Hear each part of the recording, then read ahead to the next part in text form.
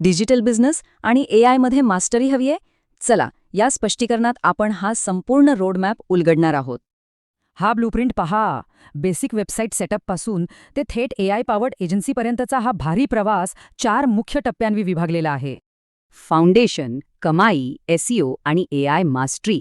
यशाच्या शिखरावर पोहोचण्यासाठी हे चारही टप्पे क्रमाने पार करणं अगदी मस्ट आहे. पहिला टप्पा म्हणजे फाउंडेशन आणि सेटअप. इथे एक भक्कम तांत्रिक पाया आणि योग्य डेव्हलपर माइंडसेट तयार करण्यावर भर दिलाय. डोमेन, सुरक्षित होस्टिंग, SSL आणि सिक्युरिटी या बेसिक गोष्टी पक्क्या करून एक मजबूत लाईव्ह पोर्टफोलिओ कसा बनवायचा ते समजतं. दुसरा टप्पा, वेबसाईटची कमाई. साईट एकदा लाईव्ह झाली की खरी मजा सुरू होते, ती म्हणजे इन्कम जनरेट करण्यात. पॅसिव्ह इन्कमची कन्सेप्ट खूप भारी आहे. कमीत कमी रोजच्या कष्टात सबस्क्रिप्शन किंवा प्रॉडक्ट्समधनं सतत कमाई, हा खरा गेम चेंजर आहे. गुगल ॲडसेन्स, ॲफिलिएट मार्केटिंग किंवा डिजिटल प्रॉडक्ट्स, इथे उत्पन्नाचे अनेक भारी मार्ग दिसतात. सोर्स कोड विक्री ते रिटेनर्स, सर्व काही. आता तिसरा टप्पा, SEO आणि ग्रोथ. गुगलवर भारी रँकिंग मिळवून जास्तीत जास्त नवीन क्लायंट्स कसे मिळवायचे ते इथे पाहूया.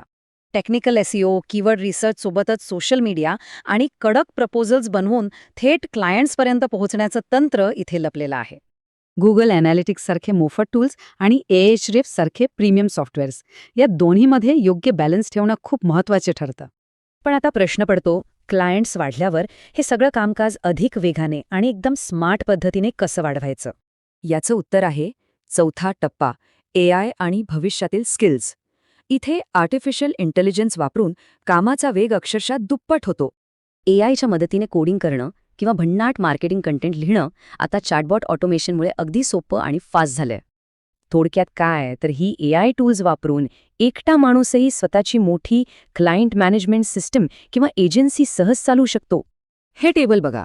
लाईव्ह पोर्टफोलिओ आणि SEOची जोड मिळाली की फ्रीलान्सिंग प्रवास सुरू करून एजन्सीपर्यंत मजल मारता येते. हा संपूर्ण रोडमॅप पाहिल्यावर नक्की विचार करा, यापैकी कोणता टप्पा डिजिटल विश्वात खरा गेम चेंजर ठरू शकतो.